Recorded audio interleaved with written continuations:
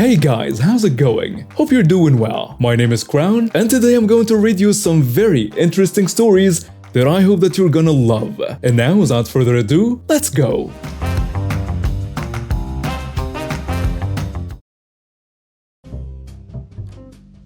First off, a little about me. I am just an average high school student navigating the turbulent waters of teenage drama and the ever-complicated world of algebra. Let's call me Max, because, well, that's my name. Or is it?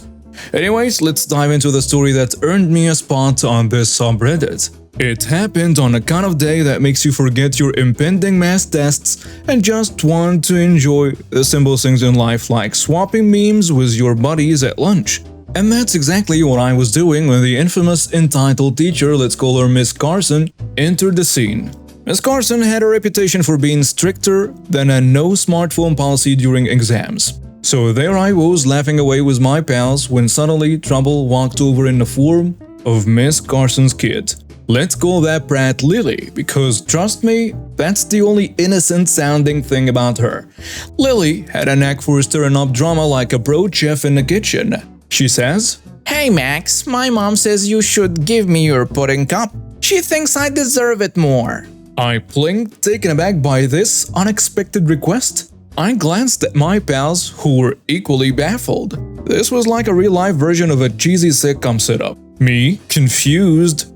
Lily, your mom is my teacher, not the pudding fairy. And besides, this is my pudding cup. Sorry. Also, can you guys be any more blatant than this? Like, seriously?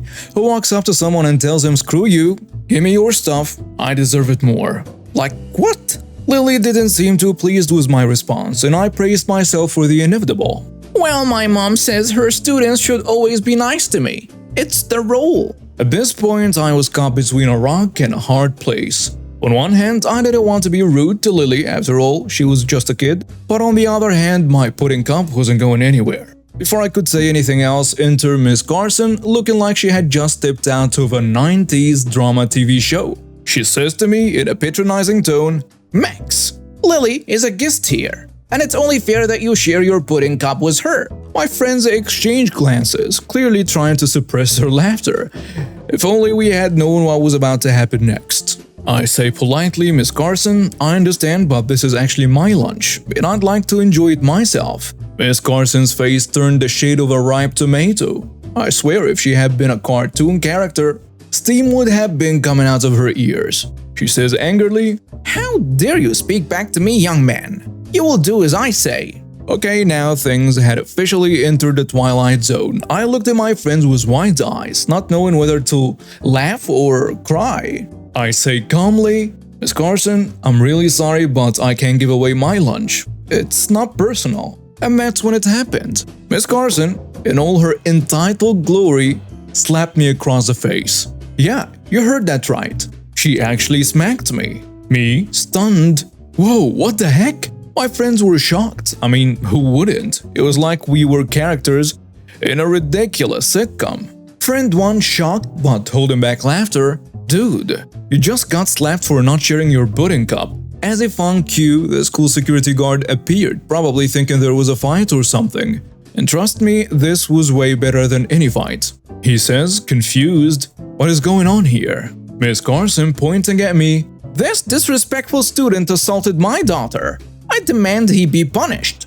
Huh? Assault? Really? I exchanged what the hell glances with my friend.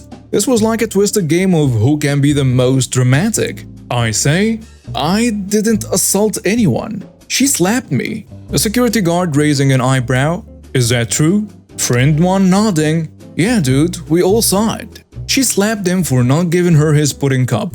Friend 2 snickering. "Yeah, and it was the most bizarre thing ever." The security guard gave Miss Carson a stern look before turning to me. "Max, I'm going to need you to come with me to the principal's office. We need to sort this out." So off I went. And there I was, sitting in the principal's office, feeling like I had stumbled into a parallel universe where pudding cups and entitlement were the hottest topics. Principal Johnson, a calm and collected guy, listened as I recounted the whole pudding cup slap saga. He raised an eyebrow at the absurdity of it all but kept his composure. He says to me, "Max, you're not in any trouble. I just need to get to the bottom of this." "Thanks, sir." It's just so surreal. I know, but let's just focus on resolving this. I'll talk to Miss Carson and get her side of the story. As Principal Johnson made his way out, I texted my friends updates from the principal's office, and their laughter-filled responses only made the situation more hilarious. Then Principal Johnson returned. Max, Miss Carson didn't admit to slapping you, but she claimed you were the one doing all the slapping. Me dumbfounded. She was the one who slapped me because her kid was upset about not getting my pudding cup. Well, rest assured, we will be addressing this matter seriously. But the story doesn't end here, my friends. Oh no, it was just beginning to take a sharp turn into even crazier territory. The following days were like a whirlwind. News of the pudding cup incident had spread faster than wildfire, turning me into a mini celebrity of sorts.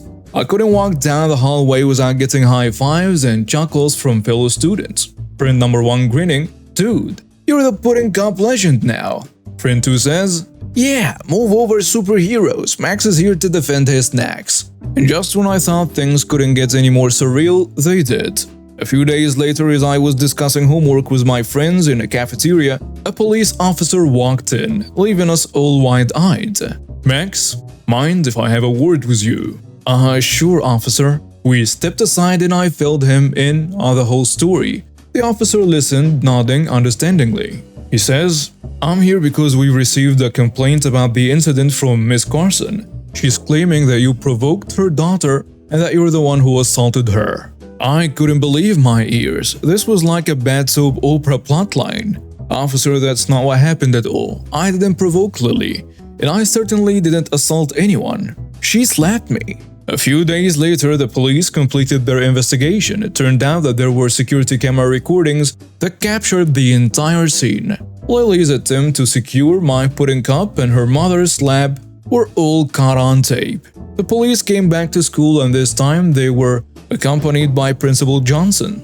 As they walked up to me, the officer had a grin on his face. "Max, I'm here to tell you that our investigation is complete. We've reviewed the security footage and it's clear that Miss Carson's claims are unfounded. In fact, she's the one who slapped you." Principal Johnson thanked me and my mom for our cooperation, and as he walked away with the police officer, my friends gathered around, patting me on the back. Friend 1 says, "Dude, you didn't just get slapped for a pudding cup, you took down an entitled teacher." And friend 2 adds, "Yeah, who knew a snack could lead to such epic drama?" Anyway guys, remember, never underestimate the power of snacks. They might just lead you to the adventure of a lifetime.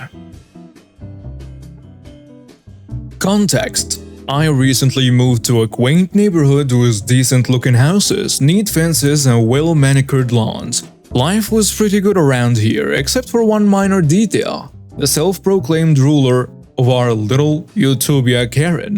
Yes, the infamous Karen. The embodiment of entitled attitudes.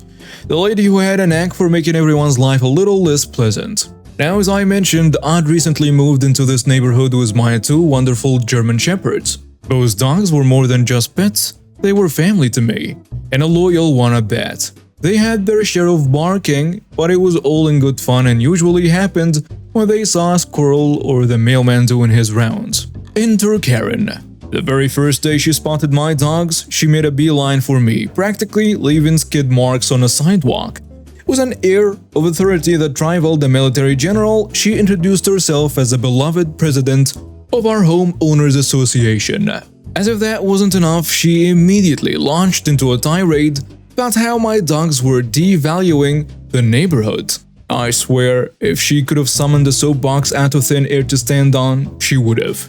"Excuse me, but your dog's incessant barking is driving away potential buyers," she claimed with an exaggerated eye roll. I mustered a polite smile and assured her that I would do my best to manage their barking. But who am I kidding? Dogs bark, that's what they do. I thanked her for the friendly welcome and continued with my day. But Karen was not one to be easily brushed off. She went on a mission to turn my life into a living hell, making it her personal mission to ensure my dogs, every woof and whimper, was met with an army of complaints. "The noise is unbearable," she shrieked. One evening, after a certain exasperating round of emails and notes left on my door, an idea began to form in my head. What if I set up a camera to capture the dog's behavior and prove that Karen was exaggerating? Maybe, just maybe, I could show her that my dogs were not the canine harbingers of doom she painted them to be. Setting up the camera was easy enough, and I watched the footage with bated breath the next morning. There they are, playing in the backyard, and yes, barking occasionally, but it was all in good fun. Not excessive and not loud by any means. No doubt they were just being themselves. Happy pups enjoying life. Days turned into weeks, and Karen's complaints escalated like a boiling pot of pasta. Her grievances extended to things like the positioning of my garden gnome and the choice of paint color on my front door. It was like living in an alternate universe where the most mundane things became matters of life and death. One fateful night, as I lay in bed, I heard an odd rustling from the backyard. A gut feeling told me something wasn't right. I raced to the window, and lo and behold, there she was. Karen skulking around in the dark and tossing something into my yard. My heart pounded as I watched, my shock quickly turning to anger. I knew what this was. It wasn't a prank. This was dangerous, malicious behavior. She was attempting to poison my dogs. My initial reaction was a mix of rage and shock. How could anyone stoop so low? But then a thought crossed my mind that sent a shiver down my spine. What if she succeeded? Without hesitation, I grabbed my phone and dialed 911. The operator listened to my frantic explanation while I was rushing downstairs to make sure my assumption was right and assured me that they would send a police unit right away. The shock made me forget that my dogs were asleep inside the house and thankfully not anywhere near the yard. But I just couldn't take any chances, to be honest. And there it was actually. Right where she had thrown that mysterious item was a couple of fishy-looking pieces of meat. I carefully examined them and I'm 90% sure that my intuition is spot on. I mean, who would, in the middle of the night, sneak into someone's yard and throw chunks of meat like these to the dogs they claimed made their lives a living hell? No one. She was trying to kill my dogs for sure. My mind was racing as I stood there, staring at the pieces of meat in my hand. My heart pounded in my chest. I was furious. This wasn't just an annoyance anymore. It was a threat to my family, and I had to take action. The short walk to Karen's house felt like an eternity. I raised my hand and knocked on her door, my knuckles hitting the wood with more force than I intended. A moment later, the door swung open, and there she stood. What do you want now? She huffed while crossing her arms. I didn't waste a moment. My voice was cold, laced with anger, as I held up the pieces of meat for her to see. I found these in my yard, Karen. Poisoned meat meant for my dogs. She feigned innocence. Poisoned meat? What are you talking about? Why would I do such a thing? My patience was running thin, and I couldn't hold back anymore. Cut the crap, Karen. I saw you throwing them into my yard. Her expression faltered for a split second. You must be mistaken. I have no idea what you're talking about. I took a deep breath, trying to keep my temper in check, but inside I was seething. Listen carefully, Karen. I am not just your new freaking neighbor with barking dogs. I'm a police officer and a canine handler at that. I know exactly what you were trying to do and I won't stand for it. Her eyes widened in genuine surprise this time, and before she could react, I continued, "You're under arrest for attempted harm to my dogs." You can't do that. You have no evidence. Right as she said that, I saw the flashing lights of police cars approaching, their sirens growing louder. I held my ground, and as she tried to slam the door shut, two uniformed officers appeared, swiftly moving to restrain her. "Ma'am, you're under arrest for attempted harm to animals and trespassing," one of the officers declared after they were briefed on a situation. She struggled against their grip, but the officers were firm and resolute. With Karen in the back of the police car, the officers turned to me, I thanked them, and they went on their way. The following weeks were a mixture of tension and anticipation as the legal proceedings against Karen unfolded. As the court date approached, I was called in to provide my testimony.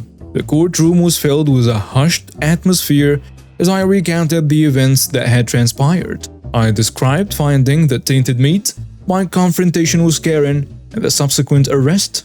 Karen's defense lawyer attempted to poke holes in my account questioning the clarity of the security footage and trying to cast doubt on my credibility as a police officer.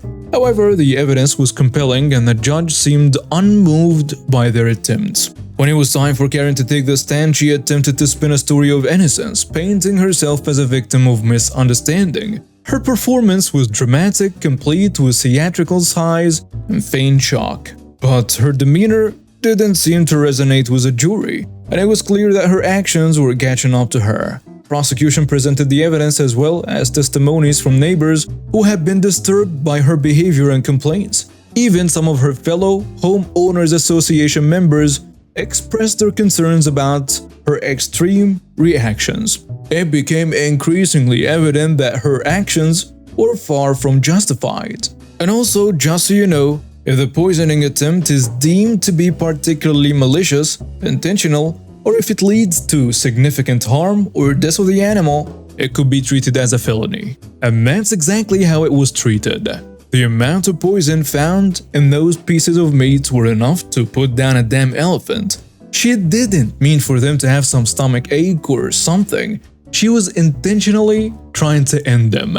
Karen was sentenced to 3 years in prison and ended up getting dragged out of the courtroom as she started breaking down and crying when she heard the sentence. Let me just say that life in our neighborhood would never be the same, at least for me, but at least now it had a chance to be a little more peaceful, a little more welcoming, and a lot less under the rule of a certain entitled Karen. Let me introduce myself. I am Jane, a happily married woman to my amazing husband, Jason. Now, don't get me wrong, life with Jason is a dream come true, but there's just one little wrinkle in our happiness quilt: my lovely mother-in-law, Shirley. It was a season of holiday cheer, and we were all set to host a jolly Christmas gathering as our humble abode. The halls were decked, the carols were playing, and the smell of freshly baked cookies filled the air. We couldn't wait to celebrate with our coolest friends and family. As the doorbell chimed, we welcomed our guests with open arms. But then, there was another knock at that door, and who else but Shirley walked in, uninvited, wearing her signature "I know best" smile. Jason's face turned a shade of red, and I could sense the tension rise. Jane, me trying to maintain the cheer. "Hi Shirley, Merry Christmas. Surprised seeing you here." Shirley smirking. Oh, you know me, dear. I couldn't resist spending Christmas with my precious Jason. As the day went on, it seemed like Shirley had taken on a role of party planner and family director. She rearranged the decorations, criticized our choice of music, and pretty much questioned everything else. I was feeling flustered at this point. "Shirley, we've got everything under control. You don't need to worry about the cooking." Oh, I just thought I'd lend a hand. I'm sure Jason misses my cooking. During dessert, we decided to reveal our chosen baby name for our soon-to-arrive little sweetheart. We were beyond excited, but little did we know that this would lead to yet another showdown. Beaming with excitement, I announce, "Everyone, we have a special announcement. We've chosen a name for our baby boy, Ryan." Shirley, disapprovingly, "Ryan? Oh, that won't do at all. How about Jason Jr. instead? It's much more fitting." Jason tells her, "Mom, Ryan is a name we've chosen. We love it. We hope you'll come to love it too." As the evening wore on, tensions escalated. Shirley continued to question our decisions and disregard our boundaries, making the holiday gathering feel more like a battleground than a festive celebration. I tell her, "Shirley, we love having you here, but we'd appreciate it if you respected our choices and boundaries." At first, it seemed like Shirley was listening and willing to understand, but then her face turned beet red. We knew this could go either way, but none of us expected what came next. With a sudden burst of fury, Shirley slammed her hand on the table, causing the dishes and food to jump and rattle. We all gasped, frozen in shock as she screamed, "How dare you talk to me like that? I'm your mother-in-law, and I know what's best for you." The tension in the room was palpable, and I could see Jason's jaw clenching as he tried to keep his composure. But enough was enough. With a stern voice, he said, "Mom, I love you, but this is not acceptable. We've asked you to respect our boundaries, and your reaction right now is precisely the reason why we need them." She stood up, knocking over her chair, and in a fit of rage, she flipped the entire food-laden table with a loud crash. Plates, food, and utensils flew in every direction, leaving the dining room in chaos. Everyone was stunned, and the room fell into an eerie silence. The holiday cheer was shattered. I glanced around hoping that somehow this nightmare would end, but reality had hit us hard. Mom, you need to leave. We won't tolerate this behavior anymore. We want you in our lives, but only if you can respect us as adults and our decisions as a family. Then Jason escorted his mom out of the house, and we closed the door behind her. The room was filled with silence. We cleaned up the mess, trying to salvage what was left of the holiday gathering. So, what do you guys think? Did we go overboard with kicking her out like this, or did we do the right thing here? And now we have reached the end of today's stories. Thank you for watching and see you next time.